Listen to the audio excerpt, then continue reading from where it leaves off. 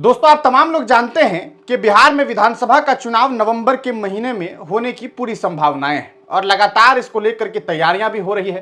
तमाम राजनीतिक दल अपने अपने नेताओं को तैयार कर रहे हैं और जमीनी स्तर पर काम कर रहे हैं कि वो आने वाले विधानसभा चुनाव में कामयाब हो सके।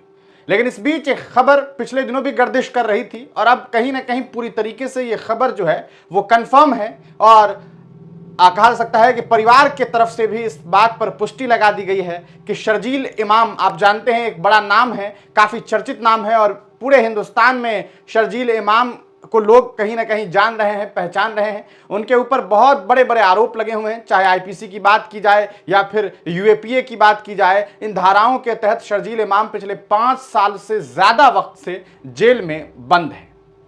लेकिन अब खबर यह है कि शर्जील इमाम बिहार विधानसभा चुनाव लड़ने जा रहे हैं और उन्होंने बहादुरगंज जो सीट है सीमांचल में, उस सीट का चयन कर लिया है और उसी सीट से शर्जील इमाम जो हैं वो बिहार विधानसभा चुनाव लड़ेंगे। बहादुरगंज वो सीट है जो काफी चर्चित सीट है। अगर उस सीट के सियासी समीकरण की बात करें, पिछले दिनों क्या कुछ रिजल्ट रहा है इसके बारे में बात करें तो वहां दो चेहरे हैं। जो एक इजहार साहब है, अंजार नईमी साहब हैं जो ऑल इंडिया मजलिस इत्तेहादुल मुस्लिमीन से वहां पर इस बार जो है वो विधायक चुने गए थे। एआईएमआईएम, आप जानते हैं, असदुद्दीन ओवैसी की पार्टी है, वहां से वो चुनाव जीतते हैं लेकिन ये भाग जाते हैं और भाग करके चले जाते हैं राष्ट्रीय जनता दल में। लेकिन ये चुनाव किसे हराते हैं? चुनाव हराते हैं तौसीफ आलम को।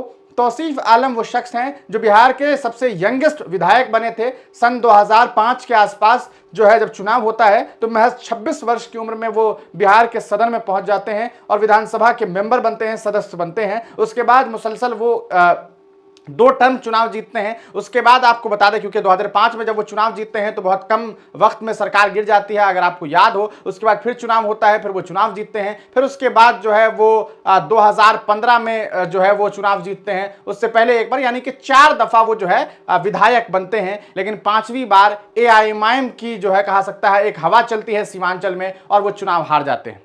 तौसीफ साहब को हराते कौन है? एआईएमआईएम पार्टी के जो विधायक होते हैं। भले वो कुछ ही महीनों के बाद जो है वो भाग जाते हैं और राष्ट्रीय जनता दल में चले जाते हैं, लेकिन अब उस सीट पर शर्जील इमाम चुनाव लड़ने जा रहे हैं। शर्जील इमाम, आप जानते हैं, ये तस्वीर काफी चर्चित तस्वीर है। एक बहुत कहा सकता है पढ़ा लिखा नौजवान जो पिछले कई सालों से जेल में बंद है। उनकी ना रिहाई का कोई रास्ता निकल पा रहा है, ना न्यायालय इनकी बातों को सही तरीके से सुन पा रहा है। इसके पीछे कई सारी राजनीतिक वजह होने की भी संभावनाएं लोग जताते हैं, क्योंकि आप जानते हैं कि पहले भी ऐसा होता रहा है। कई सालों तक मुस्लिम नौजवान जेल में बंद रहे। अभी हाल ही की बात की जाए तो बंबई हाई कोर्ट ने एक बड़ा फैसला सुनाया कि किस तरीके से सन 2006 में जो मुंबई में ट्रेन में ब्लास्ट हुआ था, उस मामले में कुल 12 मुस्लिम नौजवानों को गिरफ्तार किया गया। उन्हें 22 बरिस जो है 2025 में, यानी कि आप सोच लीजिए कि कितने सालों के बाद, लगभग जो है 19 सालों के बाद उन्हें रिहा कर दिया गया, ये बताते हुए कि इन्हें 22 बरी की जाती है। हालांकि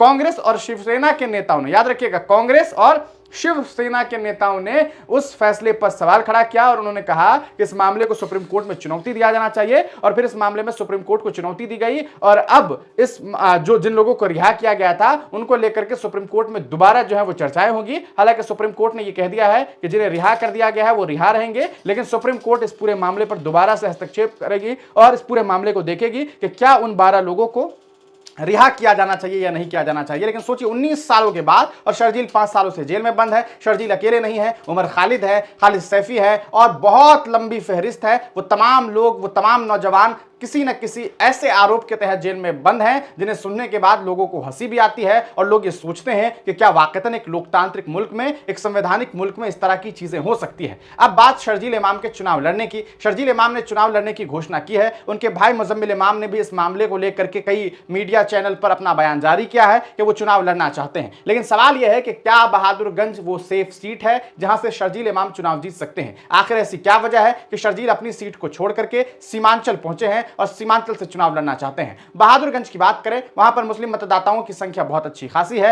अब वक्त यह है कि जो लोग शर्जील इमाम के कुर्बानियों की बात करते हैं, शर्जील इमाम की कुर्बानियों पर कहा जा सकता है इमोशनल होते हैं, भावुक होते हैं, क्या वो भावुकता शर्जील इमाम के उस चुनाव लड़ने पर सामने सामने आएगी। क्या शर्जील इमाम को वो समर्थन, वो जन समर्थन मिल पाएगा? क्योंकि अगर आपको मैं याद दिलाऊं, दिल्ली में भी विधानसभा का जब चुनाव होता है, ऑल इंडिया मजलिस इत्तेहादुल मुस्लिमीन ताहिर हुसैन को और शिफाउर रहमान को वोट देते हैं, लेकिन दोनों के दोनों प्रत्याशी चुनाव हार जाते हैं। इस बार शर्जील इमाम निर्दलीय चुनाव लड़ने जा रहे हैं, इसकी संभावनाएं ज्यादा है। लोग ये कह रहे हैं कि कहीं एआईएमआईएम से लड़ेंगे, तो एआईएमआईएम से लड़ने की संभावनाएं अभी तक बनती नहीं है। और जो वो सीट है, उस सीट की अगर आप बात करेंगे तो साफ तौर पर वहां पर तौसीफ साहब जो है वो अभी मजलिस ज्वाइन किए हैं, क्योंकि उन्होंने कांग्रेस छोड़ दिया है। तो अब वो एआईएमआईएम में इसी शर्त के साथ आए होंगे कि भैया हम जो है वो चुनाव लड़ेंगे। तो ऐसे में अब होगा क्या मजलिस इत्तेहादुल मुस्लिमीन शर्जील इमाम के खिलाफ चुनाव लड़ेगी? क्या राष्ट्रीय जनता दल कांग्रेस पार्टी महागठबंधन शर्जील इमाम के खिलाफ चुनाव लड़ेगी? क्या उस नौजवान के खिलाफ भी तमाम लोग चुनाव लड़ेंगे,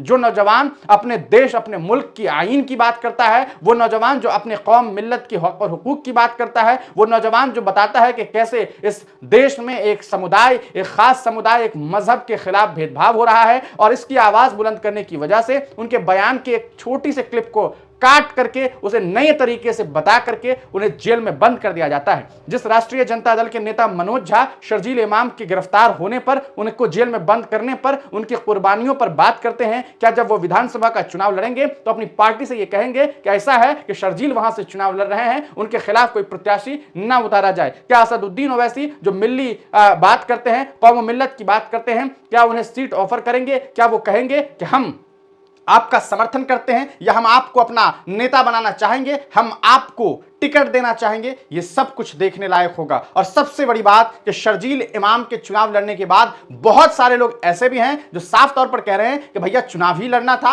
अपने विधानसभा सीट से चुनाव लड़ते, आप वहां क्यों आ रहे हैं, वहां आकर के चुनाव क्यों लड़ना चाहते हैं? ये तमाम बातें आने वाले दिनों में साफ होगी। हम आपसे ये जानना चाहेंगे कि शर्जील इमाम के इस फैसले को आप किस तरीके से देखते हैं। क्या आपको लगता है कि शर्जील को वहां की जनता, वहां की वोटर पसंद करेगी और उन्हें अपना नेता चुनना चाहेगी? आप कमेंट सेक्शन में जरूर लिखिएगा। आइंदा आने वाले दिनों में हम इस पूरे मामले पर और भी बहुत अच्छे तरीके से, बहुत सलीके से पूरी रिपोर्ट पहुंचाने की कोशिश करेंगे। अगर आप चैनल पर नए हैं तो चैनल को जरूर सब्सक्राइब कर लीजिएगा, वीडियो को ज्यादा से ज्यादा शेयर कीजिएगा, जहां तक हो सके हमें सपोर्ट कीजिए। बहुत बहुत शुक्रिया।